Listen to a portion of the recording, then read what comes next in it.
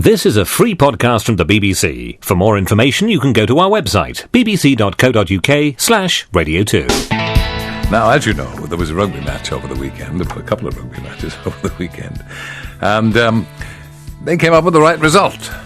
A major blow to the Southern Hemisphere, and a reiteration of the power of the Northern Hemisphere, what with England beating Australia and France beating New Zealanders. Now, look here, says Auntie Pudian, with you, don't keep going on about winning the rugby. It's making it tough for we expat poms down under. I would have thought it was your chance to get your own back. Yeah. And here's an Antipodean lament. A not-so-jolly swagman sat beside the billabong, out of the cup with his mate the Kiwi, and they cried as they sat, and they waited for another 4 years. It can't be much fun to be a Kiwi or Wallaby. Kiwi or Wallaby, Kiwi or Wallaby. It can't be much fun to be a Kiwi or Wallaby. And they cried as they sat, and they waited for another 4 years. It can't be much fun to be a Kiwi or Wallaby. I'm sailing around the Caribbean at the moment. Are you indeed, Hugh, again? And I switched on BBC World Service this morning to see if I could find the rugby scores, and there you were, a Radio 2 podcast. Blimey, is there no escaping you? Cheers. Hugh again. Thank you. Cheers to you, pixie-faced lout. Well, I don't know about you, Terry, but it's been an exhausting weekend. I'm a bit drained myself, Jan, but it'll be more the grandchildren.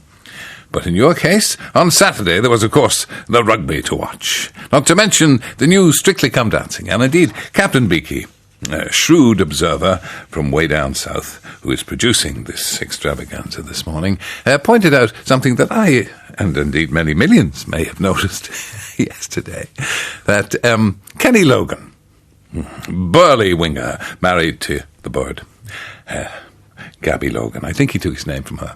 But anyway, it's a big fella, and he qualified, I'm glad to say, for the next round of Strictly Come Dancing, which was live, of course, on Sunday, because Bruce told us so.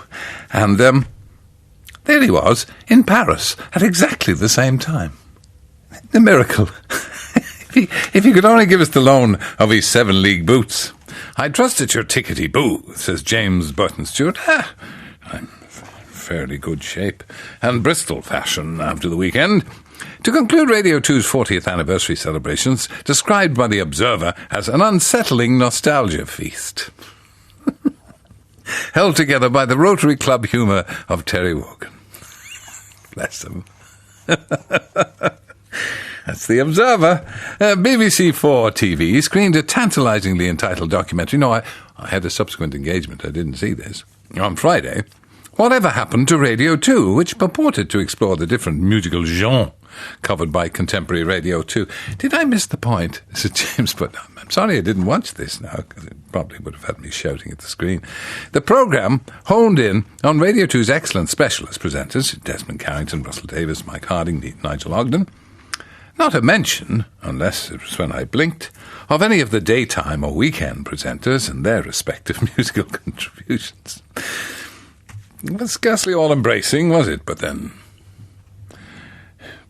probably put together by an Observer journalist. Good, what have we got here now? Have I got something for you? No, is the answer. Ah, Terry, the buttered caramel in a box of nougat. I'm not sure that's all that flattering, you know, although I like a caramel. Oh, yes, stick into your teeth. How lovely to see that autumn has truly arrived. Ah, yes, we've already had that season and stuff and all that. Yesterday, I spotted my first leaf blower of the season. Is there any other more meaningless activity than that of the leaf blower? There he was, poor chap, walking along the pavement, blowing the leaves into the gutter, while the playful breeze behind him blew them back to where they'd been. It gladdens the heart. It does. It does. It shows that God's in his heaven, all's right with the world. It's a bit like that man who every so often, maybe twice, 3 times a week, in his little machine, holds up the traffic and waters the central reservation of Marylebone Road. Good to see that Wogan's back from his vacation. You've noticed Keith King? I wonder if the Radio 2 website is aware. Can I suggest to the BBC a money-saving scheme? Why not have Wogan as the new presenter of the holiday programme? No, the fellow with the long hair and the cuffs is doing that. There can't be a country in the world he hasn't been. I'll wager his suitcase is always packed, ready for action. Well, as a matter of fact, the present Lady Wogan, of course, is a well-known siege packer. And we always end up in places with a half a ton of clothes that we never wear. You can always tell which BBC station you're listening to by the time checks. Indeed, is that so, Clarence? Miss Clarence House. When you hear a time check on Radio 1, it's time to go to school. No, time to go to kindergarten, surely. Radio 2, it's late-ish. It's sort of time for Wogan. Radio 3, it's 18:12. Radio 4, in 15 seconds, it will be 11 minutes to 9. Radio 5, there are just 7 minutes plus injury time left. Radio 6, does anyone have the time? Radio 7, and now it's 1960 and the Navy Lock. What do you mean, best of luck getting it past the censor? Censor? We were remarking on the absolutely unbelievable fact that Kenny Logan, former Scots winger and a fine fellow, found himself in two places at the one time, divided by La Manche. He was at the live results show on BBC One last night, and at the same time, in Saint-Denis, in Paris, for the rugger. A transport triumph. And Richard Doherty of Didcot and Oxon says, well, he wasn't the only one. John Barnes was in Florence commentating on the Fiorentina v Juventus Serie A game for Channel 5 between 2 and 4 in the afternoon, and he was then on the Strictly Come Dancing live results show at 6:30. Why indeed do men's razors now? I know I can ask you two ladies this because, not that you'd ever use a razor for anything at all, but razors. Why are we in here again, Fran? Razors.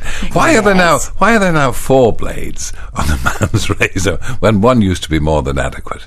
Do you know, I can remember when my dad used to put the razor under a little pyramid that he'd specially constructed. He read somewhere. Do you remember that this was about putting... Was that what they were called? Occam's razor. Putting little razors under a pyramid. That's right. He swore it kept it sharp. Oh, yes, it did. Piffle. You didn't do it as well, did you? I might have. Absolute piffle. How could that work? How could you that don't work? understand Occam's theorem, do you? No. Who and was I'm Occam? certainly not going to be the one to explain it to you. For very good reason. Occam was a man called Sean Occam, and he was from Kerry. Now, Pauline Lynch... Anyway, moving on. Great. Listening to your programme yesterday, and this has just been borne out by the last piece of dialogue, I thought I heard hinge and bracket, and it turned out to be Fran and Lynn. Which one of us plays the piano? It's not me, I can tell you that. Never played anything. I miss hinge and bracket. I used to love hinge and bracket. Hinge and bracket. Where are they gone? All that Gilbert and Sullivan stuff. Yeah. Look, I went to wake up my bit of Welsh rough, says Lollipop, and got the normal mumbling of, it can't be that time already. He suddenly shot out of bed, dressed in all his best stuff, splashed himself with his aftershave and started to sing, oh, what a beautiful morning. And what brought about this change? He'd only just heard your Welsh travel wench and Miss God-fearing doing the news. You bring out the worst in people. Ah, well, always have done. Or possibly it's the best. While he's in such a good mood, can't they just tell him they think I should be taken shopping for some new clothes? Definitely. Yes. And take her. And take the best credit card with you. Oh, yes. All right, the good one. Is there a good one? The one that you don't owe all the money on. Now look, in view of the new BBC policy on honesty and transparency... Oh dear. That's us. And not pre-recording Strictly Come Dancing 3 years ago, I feel it incumbent upon me to point out, despite her protestations, Fran does do it. Does she? Does I? all knew Does that. I? Does We you? knew. Does I? Does I? they? What do I do? Well... Yes? How long have we got? I remember a video of the New Forest. Or was it the Purbex? Oh, it was the Purbex. When the narration was performed by the one and only Delectable Fran, because It you was. denied doing something yesterday. I think it was some kind of Aquarium. an aquarium. That's right. Yeah. Mhm. Yes. No, there was no aquarium in the Purbeck. No, there wasn't, but we think that there was elsewhere. I dare say she'll protest she was young and innocent and traduced by a wily old roue of a film producer and the application of alcohol and money, but that's no excuse. I'm still young and innocent, not was. Ooh. I'd like to say how nice it is to hear Fran's voice again. Can you hear it? Yes, I can. What is that? Bit of a rumble going along. Is that That's your the traffic knees again? moving on the M4. We're not on the San Andreas fault here, Robbie. It's not that crack in That's in the turbine hall. Yeah. Yeah, that's what it is. Yes, working its way over here, yeah. I'd like to say how nice it is to hear Fran's voice again. I'd like to say it's like the sound of gently falling rain. Pitter-patter. I'd like to say it's soft and clear as waters in a stream. I'd like to say of darling Fran, her voice is like a dream. I'd like to say she sounds as soft as early morning dew. I'd really like to say such things, because every word is true. Oh, now that was a nice one for a change. Normally it has a sting in the tail. Wilting Baz. Bless him. Obviously. The worse for drink. Go on. Staggering around. Now, the question John Humphreys asked before the Radio 4 news this morning, he had some time on his hands, was, should junior staff give way to MPs in the dining room queue? Says Janglers. So in the BBC canteen, would the traffic totty have to give way to you? Because you're more senior. I should think so, yes. I never let her in a door before me. It's rather like training a dog. And then... What is it, a Labrador? Cocker Spaniel? What? Oh, no. No, you're more of a Doberman. Thank you. And then the likes of John Marsh, a mere part-timer, would give way to Lynn. Well, naturally, there is a pecking order here. No, there isn't. They run so fast. You've never seen men move so fast when there's food around. Don't get a chance. That's right. And, of course, the hustle and bustle through the door. No manners. No. Did anybody in this building ever stand up to give you a seat? Oh, not since 1932. Those were the days when men were men, before the last unpleasantness. Look, I happened to pick up a well-known newspaper yesterday and found a chastening letter about some icon throwing biscuits at an inappropriate moment at a travel totty. No, really? And really it chastened us by saying that we don't take the travel news seriously, very seriously. When reporting on accidents, people could be hurt, and there am I throwing biscuits. And, No, it wasn't you. It was some other icon, I'm sure. What, there's another one? Oops. What ho, me old golden-throat warbler. It's Chuffer. It's Chuffer Dandridge. Look, Lynn's remark that the Spittles interchange was completely congested shows that she has an eye for an old joke. There's a vacancy for her in my pantomime horse skin any time she wants. And did I hear her mention my old muckers Appleby Magna and Wopsis Lodge the other morning? Appleby was a trooper of the old school, a trencherman and a bon vivant. He was covered in coarse dark hair from head to toe and played the harp. He billed himself as the hirsute harpist. On stage, he festooned himself with flowers as a gimmick. From a distance, he looked like a rosebush playing a harp. It wasn't to everyone's taste. No. I find that hard to believe. Wopsis Lodge was a nude contortionist who bent double and wore a large comedy hat on his rump. He'd politely doff it to passing ladies and promptly get arrested for gross indecency. What is it with Chuffer? One man's good manners is another man's mooning the Lord Mayor's wife. Chuffer Dandridge, it is another planet. It's all true, though, isn't it? Neil Morrissey is right. Oh, look, bad news. Uh-oh. The controller's assistant. Oh, dear. Dear Mr. Wogan and underlings, at least they know that. As you will have seen in the press, severe cuts are necessary in order to maintain any kind of standards of the BBC. Oh, how true that is. And I'm afraid your little soirée is not exempt. What soirée? I do nothing in the evenings. Your salon. Your bloated salary is obviously non-negotiable. Yes, I find the public know more about my salary than I do. You don't like to. You're a bit like the Queen, aren't you, darling? You don't carry money. No. Nothing to do with that. But your expense claims will be carefully scrutinised from now on. Miss Godfrey will have her posh frock allowance cut by 60%. Oh, no. No. Look at you. You're all in cashmere this morning. Pink fluffy cardi. And Mr. Boyd will be expected to buy his own headphones. Headphones? Look, he's got his mouth full of bun. Look at him, bacon butty. How dare you eat in front of us when we're broadcasting? Lynn Bowles will now only report on travel problems she's visited personally. Oh, dear. As we're cutting the feeds to the national network of closed-circuit cameras. Oh, darn it. This means that the travel news will be much shorter, only cover an area within 400 yards of the BBC. All looking fine. Finally, at 8:20, the bacon roll would be... He's got it! He's the one who's got it! Yeah, along with the sauce, several plates and a sharp knife. Please ensure it is shared fairly. No chance This for that. programme is a lean machine. It How true couldn't that run is. more leanly. A leanly fightingly mean. Pared to the bone we are here. But I often say the most economic thing the BBC does. Is It's This. programme. no, no. I'm sorry. We One don't man know. and his dog works on this. We don't know what a standard is here. How true. Ah, listen, somebody's burst into verse. Horatio Q. Birdbath, the old school Flyblow Lane, Hampton Lacey, in Herefordshire. So excuse me. Steady now, clear the throat, clear the throat. Yeah, you're all right. It's gone all red. The autumn leaves are gathering and misty morns are here. The sun takes time to get up and the winter draws are near. So yesterday, while walking deep in the Hereford mud, I started into thinking. It hit me like a thud. Oh, God, the Oh chest. dear. Shall we fill? I need to be filled in. I need to have a bright start to lift me on my way, and this week brought me Fran and Lynn to start each darkening day. And what, we're helping? Nice. Are we Of course helping we're him? Of course we're helping him. Just believe it, believe it. Listen, I have a question for you. Just a minute. Can you listen while Get I... the goose grease. Oh, not again. I saw yesterday in the paper that in 2005, over 900 people went to accident and emergency because of accidents with a cardigan. Was that Now, you again? How can you have an accident? Slippers, yes, slippers, I understand. Cardigan. What were they doing with the cardigan? How do you have an accident with a cardigan? Lynn, you're intelligent. No idea. I can only imagine they were all togs. I was scandalised, says Chuffer Dandridge, to hear someone offer Fran and Lynn bit parts in a movie yesterday. Oh, yes. Some people don't appreciate star quality. Well done, Chuffer. He does. I'd like to offer them important roles in my new panto. Ooh. Befitting their stature, talents and charisma. They'd be co-starring as second leads, playing the sisters of the main character, Cinderella. Oh, I saw where that was going. I know the parts are usually played by blokes, but I think we'll get away with it.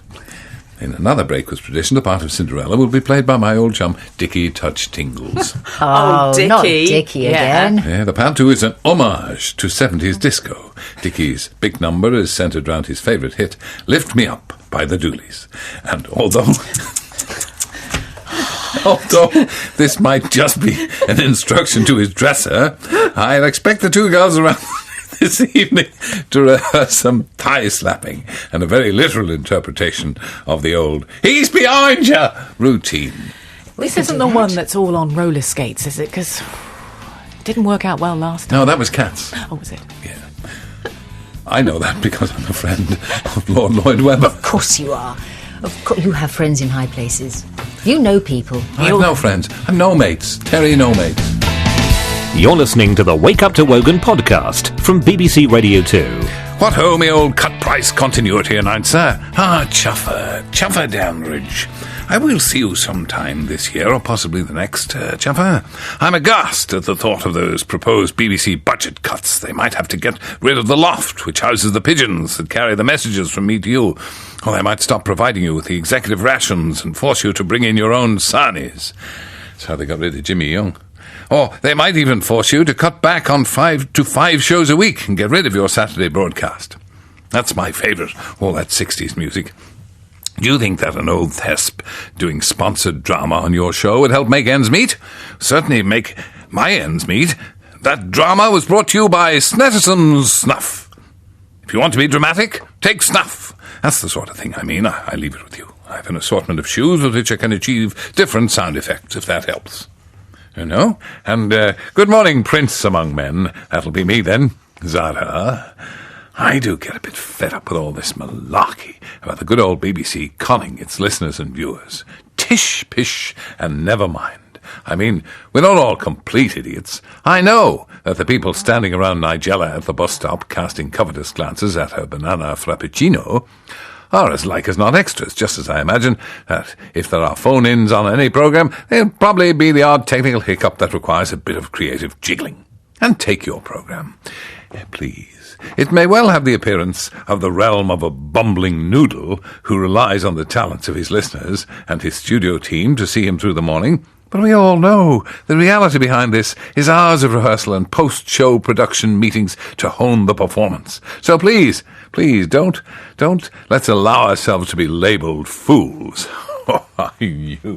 I knew it'd take a good one to get past you. And Paulie Lynch, talk about honesty at the BBC. First you expect us to believe that Pudsey Bear actually wrote you a postcard, but better than that, how was it delivered during the postal strike? You'll be asking us to believe you can tap dance next. I'd pay to see you lap dancing on Children in Need, says Walter Bott. I love reindeer. Yeah, so do I. Very tasty. Presumably, now the BBC's been particularly honest and upfront, you'll have to do your own dancing rather than get your film editor to stick your head onto someone else's body, as in previous years. You go and ask my granny, Walter Bott. That's all I have to say to you. I'm known for the repartee, you know. I say, says Fred Bear, I say, what's this I hear? You talk about raising your wasted old body. Wasted? Good Lord, man, the words rotund and bulbous spring readily to mind when viewing your figure, but wasted doesn't enter into it. Take care, old lad, the snorkers have dulled your sense of self, as well as increasing your girth. There's always the kindly word, have you noticed that here? It's like an episode of Rebecca of Sunnybrook Farm. I've got to admit to you that I was bored of listening to Today. So, what, Today? Oh no, me Today. So I switched over to Mr. Humphreys on The Real Today on Radio 4. However, it was all far too serious and argumentative before going to work, and so I switched back to listen to your pointless throwaway waffling. You've got to be overwhelmed for having that winning edge. Sam Widges, do you know I feel worse already? Now then, so you're tap dancing this year, I am. On behalf of Children in Need, I'm prepared to do virtually anything that my old wasted body can lift itself to. I haven't seen it yet, but this is splendid. Well, generally most people haven't seen it yet, and perhaps it's just as good a thing that they haven't. It might be too much for them. Anyway, was it tap dancing or lap dancing? Were my ears blocked up? Did I hear it right that Terry was lap dancing the other night? I didn't see it. What did he wear? A spangled jockstrap and the rest of him bare, but I'm really glad that I missed it, if true. I'd rather see him in beige than being really blue. Katie Mallet, you're too clever for your own good. You are old, Father Wogan, the young man said, and I only say that because I care.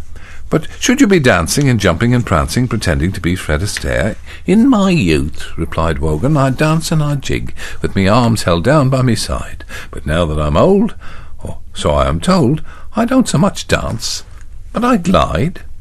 You are old, said the youth, and to tell you the truth, I know that you're trying to please, and you're such a nice chap, but by dancing the tap, you're likely to damage your knees.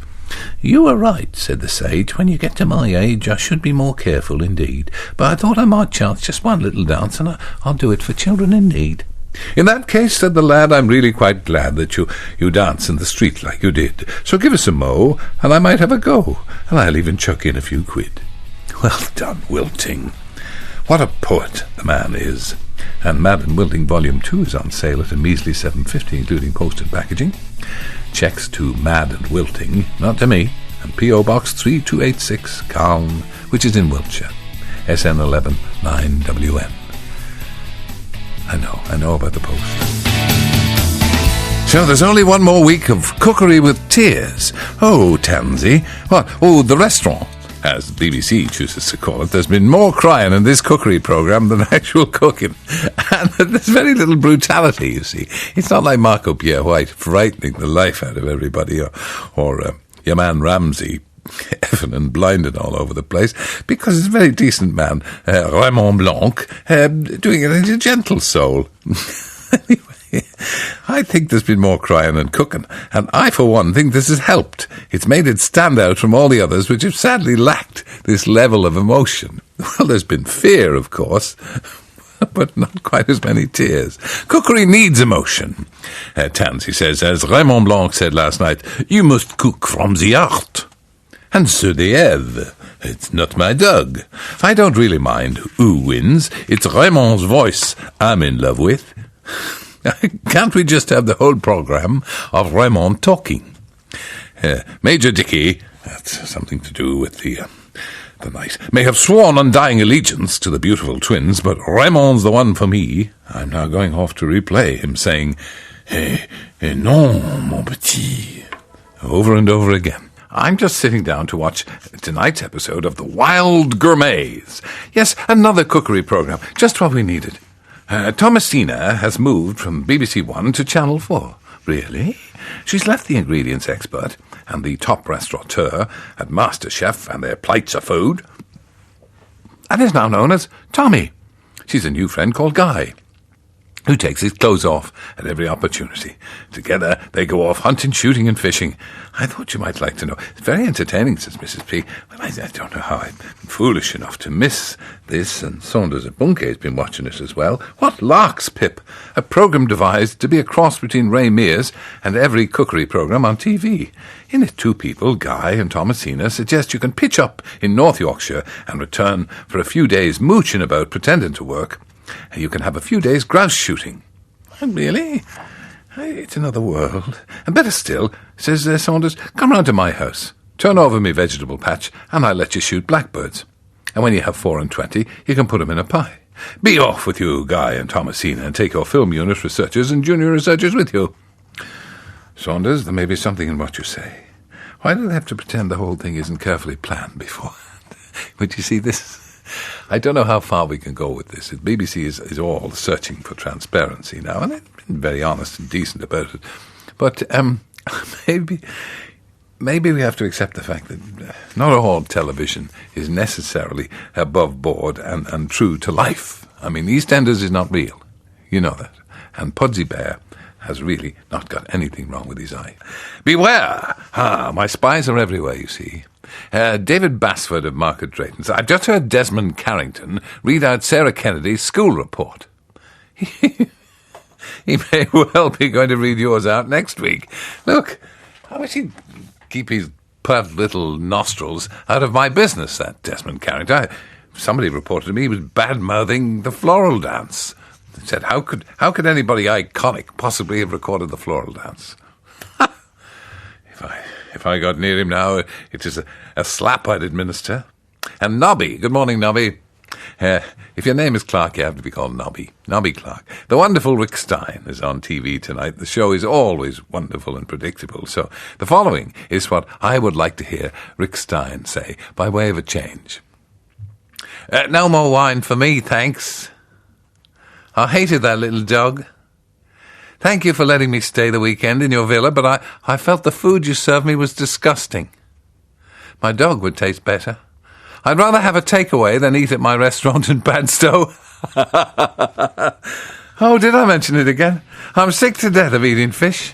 Lobsters, oysters, prawns all taste the same to me, salty, and taste like seawater. In fact, I've had enough.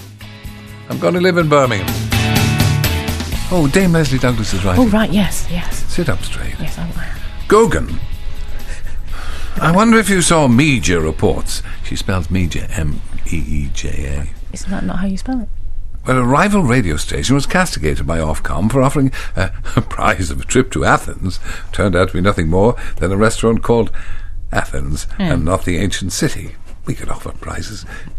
See the Taj Mahal, that's just down the road. It got me thinking that your relentless refusal to offer any inducements for listeners to stick with you on your own show may not be as tight-fisted a move as I first thought. Oh, thank you, Dame Leslie. Damned by faint praise, I think. We never see her now. I've almost forgotten what she looked like. What if, for example, you offered a brand new Ferrari as a prize for coming up with a witty slogan or something? Alice, you see, that's a witty slogan, or something. And it turned out that it was in fact a dinky model and not the real thing. Oh. And knowing your producer, Alvin Dodds, I could see this as being more than likely. The corporation is enough hot water without another scandal. Okay, we won't, no promises. Essentially, you're ahead of your time, Terry. Yeah, because you're not as green as your cabbage-looking Brogan. Excellent work. Have another week extension on your contract. Oh, another week. Right? Oh, dear. My probity stands before me. Yes, we've always been a bit concerned about that probity of yours. I got a clear view of your Watusi there. They've rarely seen anything like it. You want to see my horopo? Oh, no, not at this hour of the morning, please. Listen, we were completely ignored, you know. But there was a programme. I've been used to this for 30 years, mate. Yeah, well, I can tell you, there was a programme on the television called Whatever Happened to Radio 2. Oh, yes. Which seemed to make no mention of anything. But you see, it was a programme about the darker recesses of Radio 2. Oh, was it? It was about the cults of Radio 2. Oh, we know one of them up in Scotland. He does his programme from up there. Exactly, from his bedroom. Carrington, yeah. Lying in his slippers there doing his programme. Yeah, does get it easy, very nice. Oh, I know. Yeah. And there was the organist entertains. Nigel Ogden. That's the man. Uh-huh. Little Al Ed Jones got an appearance as well. Ah, good. Well, so, that's Radio 2 then, is it? Well, it's the parts of Radio 2... Why am I defending BBC 4 here? It's the parts of Radio 2 that don't always get a look in. I think somebody has to defend Radio 4, if you don't mind. This was a podcast from BBC Radio 2. Don't forget you can also download free podcasts for Steve Wright, Russell Brand and Chris Evans. Get more information now at bbc.co.uk/Radio 2 and wake up to Wogan every weekday morning from 7:30, online, on digital and on 88 to 91 FM. Wake up to Wogan!